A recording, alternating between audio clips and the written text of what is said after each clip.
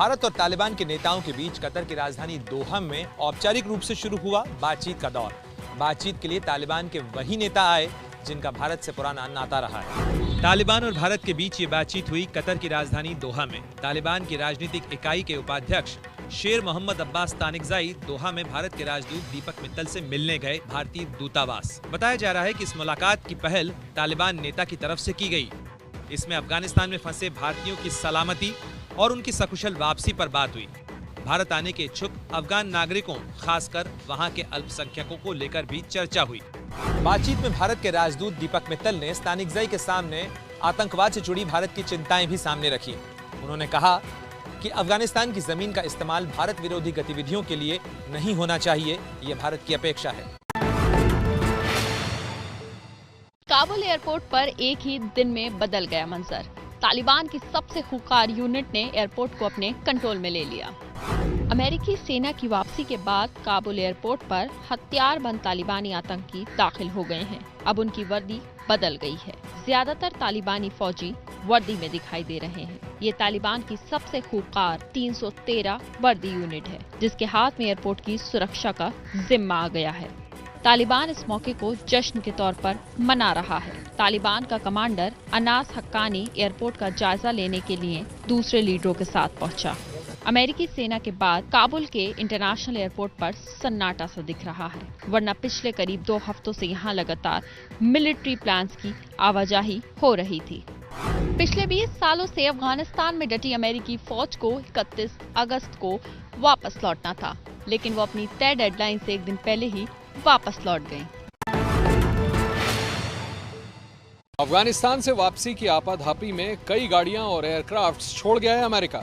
America के सभी सामान पर अब तालिबान ने कब्जा कर लिया है। काबुल एयरपोर्ट की ये सैटेलाइट तस्वीरें अमेरिकी फौज की वापसी के बाद आज की हैं। अमेरिकी सेना तो चली गई, लेकिन जाते जाते एयरपोर्ट के मिलिट्री एरिया में कई गाड़ियां और कुछ एयरक्राफ्ट भी छोड़ गईं। इन सैटेलाइट तस्वीरों में वो साफ दिख रहे हैं। इनमें कई खराब गाड़ियां भी वहीं खड़ी रह गईं। अमेरिकी सेना के जाने के बाद एयरपोर्ट में घुसे तालिबानियों ने इन वाहनों पर कब्जा कर लिया। जो गाड़ियां ठीक ठाक हालत में हैं, उन्हें तालिबानी अपने साथ ले गए। कुछ छोटे एयरक्राफ्ट भी काबुल एयरपोर्ट पर खड़े हैं, जिनमें कुछ खराब बताए जा रहे हैं।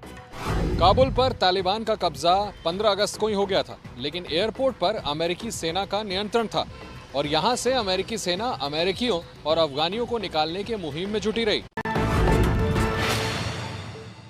अमेरिका ने अफगानिस्तान में अपने दूतावास पर लगाया ताला। अब अफगानिस्तान में अमेरिका का दूतावास कतर से काम करेगा।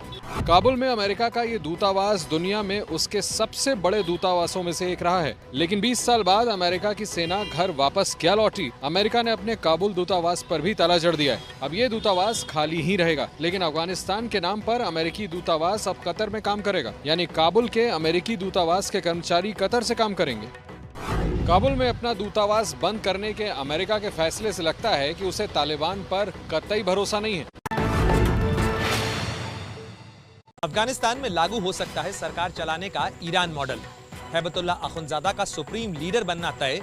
तालिबान के राज में नहीं होगा कोई राष्ट्रपति का पद। तालिबान की सरकार राजधानी काबुल से चलेगी, लेकिन जिसके इशारों पर सरकार चलेगी वो सुप्रीम लीडर बैठेगा कंधार में। तालिबान अफगानिस्तान के लिए ईरान मॉडल को ही अपनाने की तैयारी कर रहा है, जिसमें अफगानिस्तान का सबसे बड़ा चेहरा होगा सुप्रीम लीडर, जिसका नाम है मुल्ला हैबतुल्ला अखुंजादा। तालिबान प्रवक्ता ज़बीउल्लाह ने भी अपने ट्वीट में अखुंजादा को सुप्रीम लीडर कहा है। सुप्रीम लीडर का मुख्यालय होगा कंधार में। इस समय कंधार में ही हाई लेवल बैठक हो रही है। तालिबान सरकार में राष्ट्रपति नहीं होगा, लेकिन प्रधानमंत्री पद के लिए मुल्ला बिरादर और मुल्ला याकूब में से किसी एक का नाम तय हो सकता है। तालिबान अब अफगानिस्तान का संविधान बदलने की भी तैयारी कर रहा है। अमेरिकी सेना के अफगानिस्तान से जाते ही बेखौफ हुए तालिबान के लड़ाके। एक शख्स के हेलीकॉप्टर से लटकाने का वीडियो हुआ वायरल। तस्वीरें दूर से ली गई हैं, लेकिन ध्यान से देखेंगे तो यहाँ एक हेलीकॉप्टर से आपको एक शख्स लटका मिलेगा।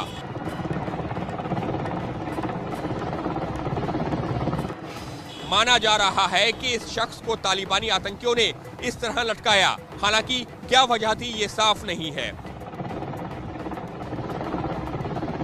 जानकार इसे डर फैलाने की तालिबान की साजिश मान रहे हैं। वैसे जिस हेलीकॉप्टर से ये शख्स लटका है वो अमेरिका का ब्लैक हॉक है। अमेरिका ने बड़ी मात्रा में अफगानिस्तान की सेना को हथियारों और एयरक्राफ्ट की खेप दी थी, लेकिन अब उन सब पर भी तालिबान का कब्जा हो गया है। अफगानिस्तान पर पूरी तरह से तालिबान का कब्जा। काबुल एयरपोर्ट से अमेरिकी सेना आधी रात को वापस लौट गई। तालिबानी लड़ाकों ने जश्न में काबुल एयरपोर्ट पर फायरिंग की। रात के अंधेरे में ये फायरिंग तालिबान के आतंकी कर रहे हैं। ये जश्न मना रहे हैं काबुल एयरपोर्ट पर कब्जा होने का। दरअसल अमेरिकी सेना तय समय से 24 घंटे पहले ही काबुल एयरपोर्ट छोड़कर लौट गई और अब एयरपोर्ट पर कब्जा तालिबान का हो गया है। ये तस्वीर देखिए, ये अमेरिकी सेना के मेजर जनरल क्रिस डोनियो की है, जो आखिरी अमेरिकी सैनिक थे जिन्होंने अफगानिस्तान की धरती को छोड़ा। अफगानिस्तान पर तालिबान के कब्जे के करीब 2 हफ्ते बाद तक अमेरिका ने काबुल एयरपोर्ट को अपने कब्जे में रखा। इस दौरान अमेरिका ने करीब अपने 1.25 लाख लोगों को वहां से निकाला। पश्चिम बंगाल में घटती जा रही है बीजेपी के विधायकों की संख्या। आज फिर एक बीजेपी विधायक तृणमूल कांग्रेस में वापस लौट आया है। पश्चिम बंगाल की बागदा सीट से बीजेपी के विधायक विश्वजीत दास ने आज कोलकाता में तृणमूल कांग्रेस ज्वाइन कर ली। वो चुनाव से पहले बीजेपी में शामिल हुए थे, लेकिन जीतने के बाद अब वापस ममता बनर्जी की पार्टी में आ गए हैं। विश्वजीत दास 3 बार के विधायक रह चुके हैं। उनसे एक दिन पहले ही विष्णुपुर सीट से बीजेपी विधायक तन्मय घोष भी बीजेपी छोड़कर टीएमसी में लौट चुके हैं। बीजेपी को पश्चिम बंगाल में 2 दिन में ये दूसरा झटका लगा है। मुकुल रॉय पहले ही टीएमसी में लौट चुके हैं। 2 मई को जब विधानसभा चुनाव हुए थे तो बीजेपी के विधायकों की संख्या 77 थी, लेकिन अब घटकर 72 हो गई है। जलियांवाला बाग के नए लुक को लेकर राहुल गांधी और पंजाब के सीएम कैप्टन अमरिंदर सिंह में मतभेद। राहुल ने बदलाव की आलोचना की तो अमरिंदर सिंह ने बदलाव को सराहा। केंद्र सरकार द्वारा जलियांवाला बाग स्मारक को दिया गया नया स्वरूप कई लोगों को खटक रहा है। उस गलियारे की शक्ल भी बदल गई है, जहां से जनरल डायर ने गोलियां चलाने का निर्देश देने से पहले प्रवेश किया था। राहुल गांधी ने इस तरह के बदलाव की आलोचना करते हुए ट्वीट किया, जलियांवाला बाग के शहीदों का ऐसा अपमान वही कर सकता है जो शहादत का मतलब नहीं जानता। मैं एक शहीद का बेटा हूं, शहीदों का अपमान किसी कीमत पर सहन नहीं करूंगा। हम इस अभद्र क्रूरता के खिलाफ हैं। लेकिन पंजाब के सीएम कैप्टन अमरिंदर सिंह ने कहा कि बाग बहुत खूबसूरत हो गया है। I don't know what has been removed, लेकिन जो मैंने देखा है उस रात को जब मैं भी उस रात को बोला था, it look very nice. Amritsar स्थित जलियांवाला बाग स्मारक के नए स्वरूप का लोकार्पण पीएम मोदी ने 28 अगस्त को किया था। स्कूल की खाली पड़ी इन बेंचेस पर अब जल्द ही आपको विद्यार्थी भी दिखाई देंगे। दिल्ली में 1 सितंबर से 9वीं से 12वीं तक के स्कूल खोले जा रहे हैं, लेकिन आप देखेंगे कि जो तस्वीर है वो ज़रूर बदली हुई होगी क्लासरूम्स की। फिलहाल स्कूलों में तैयारी चल रही है, सैनिटाइजेशन का काम चल रहा है। जितनी भी बड़ी कक्षाएं हैं 9वीं से 12वीं तक की, उनके क्लासरूम्स को तैयार किया जा रहा है। सैनिटाइजेशन के साथ साथ ये जो एक अहम चीज़ आप देखेंगे, देखिए मेरे पीछे वाली सीट पर स्टिकर लगा है, डू नॉट सिट हियर, यानी एक सीट छोड़कर छात्रों को बैठाने की व्यवस्था की गई है। हमारे साथ प्रिंसिपल सतवीर शर्मा मौजूद हैं, उनसे बात करते हैं। जब से ये क्लास स्कूल ओपन करने की बात की है, तब से हम लोगों ने एक SOP तैयार की है और एक बहुत बड़ा चैलेंज है स्कूलों के सामने, उसको हम फेस करने के लिए तैयार हो रहे हैं। और हमने क्लासेस को सैनिटाइज कराना शुरू किया है। हर बेंच पर एक स्टिकर लगा रहे हैं जिस पर एक बेंच खाली रहेगा और दूसरे बेंच पर बच्चे बैठेंगे। उसके बाद भी हम लोग 50% बच्चों को बुलाने के पक्ष में हैं। 50% बुलाने के साथ साथ हम ये भी ध्यान रख रहे हैं कि 9वीं, 10वीं, 11वीं, 12वीं 4 क्लासें हैं, हम चारों क्लासों को एक साथ ना बुलाएं। अर्थव्यवस्था के मोर्चे पर आज देश के लिए आई अच्छी खबर। चालू वित्तीय वर्ष की पहली तिमाही में GDP की विकास दर 20% से ज्यादा रही। कोविड के कहर के बीच अर्थव्यवस्था से गुड न्यूज ये है कि 2021-22 की पहली तिमाही में GDP में जबरदस्त इजाफा हुआ है। सरकार ने पहली तिमाही यानी अप्रैल, मई और जून महीने का डेटा जारी किया है। इस पहली तिमाही में देश की आर्थिक विकास दर 20.1% पर पहुंच गई। ये किसी भी तिमाही में अब तक की रिकॉर्ड हाई ग्रोथ है। जनवरी, फरवरी और मार्च वाली पिछली तिमाही में GDP ग्रोथ 1.6% दर्ज की गई थी।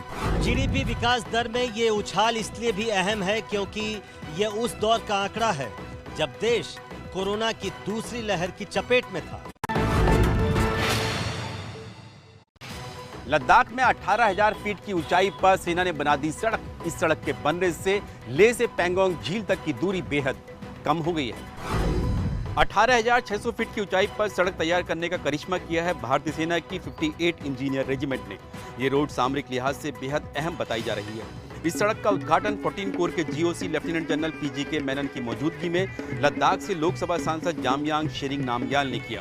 इस सड़क के बनने के बाद लेह से पैंगोंग झील तक पहुंचने का रास्ता करीब 40 किलोमीटर छोटा हो गया है। सेना ने रिकॉर्ड समय में इस सड़क को बनाने का दावा किया है। इस सड़क को कनेक्ट करने में करीब 2 महीने का समय लगा है। फिल्म अभिनेत्री दीपिका पादुकोण फिर चली हॉलीवुड, लेकिन इस बार दीपिका पादुकोण किसी हॉलीवुड फिल्म में सिर्फ एक्टिंग नहीं करेंगी, बल्कि वो इस फिल्म को प्रोड्यूस भी करने जा रही हैं। Deepika Padukone Hollywood company STX के साथ मिलकर एक फिल्म बनाने जा रही हैं। ये एक कॉमेडी फिल्म होगी जिसमें पूरब और पश्चिम की संस्कृतियों का संगम दिखाया जाएगा। दीपिका पादुकोण ने इस बात की जानकारी खुद अपनी इंस्टाग्राम स्टोरी के जरिए दी है। दीपिका ने एक न्यूज आर्टिकल शेयर किया है जिसमें दीपिका के हॉलीवुड फिल्म करने और उसे प्रोड्यूस करने की बातें लिखी गई है, यानी उस हॉलीवुड फिल्म की दीपिका प्रोड्यूसर भी होंगी। दीपिका पादुकोण की ये दूसरी हॉलीवुड फिल्म होगी। दीपिका ने इससे पहले विन डीजल के साथ Hollywood film XXX return of Xander Cage में काम किया था। प्रो कबड्डी लीग के सबसे महंगे खिलाड़ी बने सुपरस्टार प्रदीप नरवार। उन्हें यूपी योद्धा टीम ने 1 करोड़ 65 लाख रुपए में खरीदा। प्रदीप नरवार प्रो कबड्डी लीग के अब तक के सबसे महंगे खिलाड़ी बन गए हैं। इस साल के अंत में होने वाले इस टूर्नामेंट के लिए जो नीलामी हुई उसमें नरवार को यूपी योद्धा ने 1 करोड़ 65 लाख रुपए में खरीदा। इससे पहले तक नरवार पटना पायरेट्स की तरफ से खेलते रहे हैं। अब 8वें सीजन के लिए वो यूपी योद्धा का हिस्सा होंगे। एबीपी न्यूज यूपी योद्धा टीम की प्रिंसिपल स्पॉन्सर है। इस सिलसिले में एबीपी न्यूज और यूपी योद्धा के बीच करार हुआ है। कर्नाटका के बेंगलुरु में एक दर्दनाक सड़क हादसा। लाखों की ऑडी कार खंबे से जा टकराई और इस एक्सीडेंट में 7 लोगों की मौके पर मौत। ऑडी Q3 मॉडल की ये वही कार है जिससे मौत की टक्कर हुई। बीती रात बेंगलुरु के कोरमंगला इलाके में ये दर्दनाक हादसा हुआ। ये तेज रफ्तार ऑडी कार बिजली के खंबे से टकराई। इस कार में बैठे 7 लोगों की हादसे में मौत हो गई। मरने वालों में 3 महिलाएं और 4 पुरुष थे। पुलिस सूत्रों के मुताबिक गाड़ी तमिलनाडु के होसूर के DMK MLA की थी, जिसमें उनके बेटे की भी मौत हो गई। हालांकि पुलिस इस पूरे मामले की अब जांच कर रही है। बारिश ने आज दिल्ली NCR पर लगा दिया ब्रेक। जगह जगह जलभराव हुआ। दिल्ली और नोएडा की सड़कों पर ट्रैफिक जाम में घंटों फंसे रहे लोग। आज दिल्ली NCR समेत कई शहरों में सुबह से ऐसे ही भारी बारिश होती रही। दिल्ली में आज सुबह से ही बारिश की वजह से कई जगहों पर पानी भर गया तो कहीं गाड़ियां रेंगती नजर आईं। अक्षरधाम ITO समेत कई इलाकों की तस्वीर तकरीबन एक सी ही दिखी। मूलचंद फ्लाईओवर बंद होने से तो रिंग रोड पूरी तरह से जाम में तब्दील हो गया। कई किलोमीटर लंबा जाम लगा रहा। नोएडा में भी कई जगहों पर पानी भर गया। दिल्ली में बारिश का मतलब अब ट्रैफिक जाम हो गया है। एक बार बारिश होती है और पूरी दिल्ली जल जमाव और ट्रैफिक जाम की समस्या से जूझने लगती है। महाराष्ट्र के औरंगाबाद में तेज बारिश के बीच गाड़ियों पर गिरी चट्टान, हादसे में बाल बाल बची लोगों की जान। पहाड़ से टूटी चट्टान और मलबा आपको यहाँ दिखाई देगा और इस मलबे में फंसी कई गाड़ियाँ दिख रही हैं। एक बड़ा सा ट्रक है और 2 गाड़ियाँ तो एक दूसरे पर चढ़ गई। औरंगाबाद में यह हादसा तब हुआ जब तेज बारिश के बीच एक पहाड़ से चट्टान सैलाब के साथ नीचे आ गई। मोटरसाइकिल सवार भी यहाँ फंस गए। अच्छी बात यह है कि इस हादसे में किसी की भी जान नहीं गई। खराब मौसम में अगर आप पहाड़ी रास्तों में सफर कर रहे हैं तो पूरी सावधानी बरतें। नोएडा सुपरटेक टावर मामले में सुप्रीम कोर्ट का बड़ा आदेश। तोड़े जाएंगे 40-40 मंजिला 2 टावर। सुपरटेक बिल्डर के नोएडा में स्थित 40 मंजिला ऊंचे 2 टावर 3 महीने के अंदर तोड़े जाएंगे। सुप्रीम कोर्ट ने इलाहाबाद हाई कोर्ट के उस निर्णय को सही ठहराया है जिसमें सुपरटेक बिल्डर्स के एमरल्ड कोर्ट प्रोजेक्ट के 2 टावर तोड़ने के लिए कहा गया था। इन्हें नियमों का उल्लंघन कर बनाया गया है। कोर्ट ने बिल्डिंग तोड़ने की जिम्मेदारी सुपरटेक बिल्डर को ही दी है। कोर्ट ने कहा है कि बिल्डर इसका खर्चा खुद उठाएगा। संबंधित ग्राहकों का पैसा ब्याज के साथ लौटाया जाएगा। फ्लैट खरीदारों को 2 महीने में पैसे वापस दिए जाएंगे, वो भी 12% ब्याज के साथ।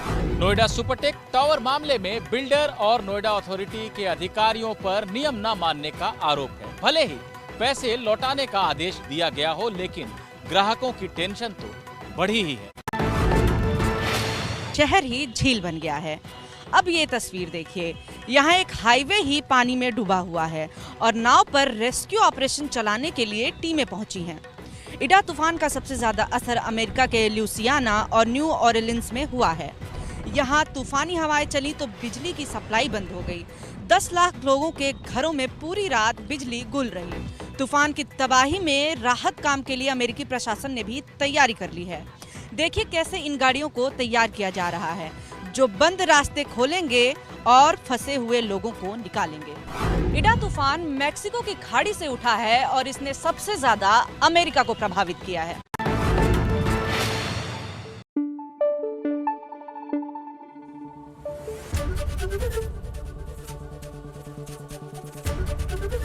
एबीपी न्यूज आपको रखे आगे।